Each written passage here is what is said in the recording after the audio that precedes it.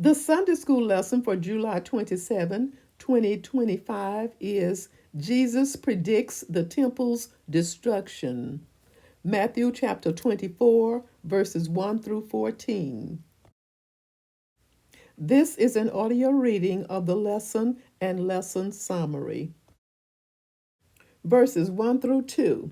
Jesus left the temple and was walking away when his disciples came up to him to call his attention to its buildings.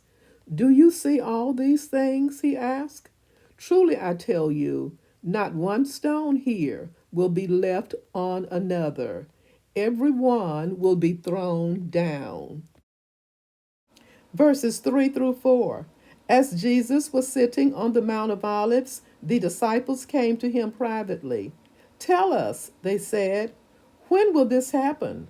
And what will be the sign of your coming and of the end of the age?" Jesus answered, "Watch out that no one deceives you." Verses 5 through 6. "For many will come in my name, claiming, 'I am the Messiah,' and will deceive many. You will hear of wars and rumors of wars, but see to it that you are not alarmed. Such things must happen, but the end is still to come." Verses 7 through 8. "Nation will rise against nation, and kingdom against kingdom. There will be famines and earthquakes in various places. All these are the beginning of birth pains." 9 through 11. "Then you will be handed over to be persecuted and put to death, and you will be hated by all nations because of me. At that time, many will turn away from the faith and will betray and hate each other. And many false prophets will appear and deceive many people." Verses 12 through 14. "Because of the increase of wickedness, the love of most will grow old, but the one who stands firm to the end will be saved. And this gospel of the kingdom will be preached in the whole world as a testimony to all nations, and then the end will come." A brief summary. Jesus' pronouncement of woes against the religious leaders ended with his lament over Jerusalem. In that lament, he looked toward the time of his return. In sessions of teaching on the Mount of Olives with his disciples, Jesus responded to their questions about two separate events: the judgment coming on Jerusalem and the end of the age. The Jewish nation had made many wrong decisions, each moving it closer to judgment.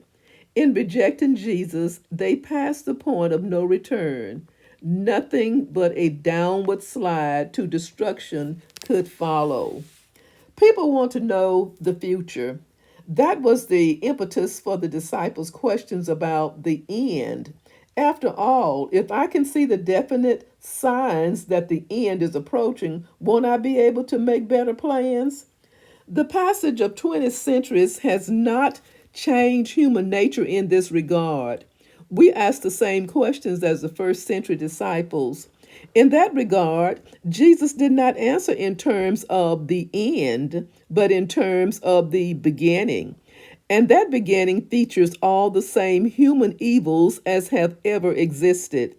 Rather than planning for the end that we imagine, we do greater service to Christ by recognizing the beginning, which is always now, the time between Jesus' first and second comings. So, what does that mean for his followers in this day and age? It means we must remain faithful, patient, and willing to endure hardship and suffering. We can do so because we have hope that comes by submitting to Jesus' authority, despite the world's self-indulgence. As we wait for our King to return, we represent him on earth, noticing Jesus' presence among those in need. As Jesus has been faithful to his Father in heaven, so we must be faithful to Jesus. This is our task, faithfulness. The best sports teams are good at playing both offense and defense. We are on the offense with the gospel and the power of God behind us. We play good defense when we train ourselves to recognize false prophets and false Christs. Failing to be on the offensive and taking the gospel to the world puts us in the position of the unfruitful tree that is subject to being cut down. Failing to play good defense, the primary point of today's study, results in being led astray. Thank you so much for listening.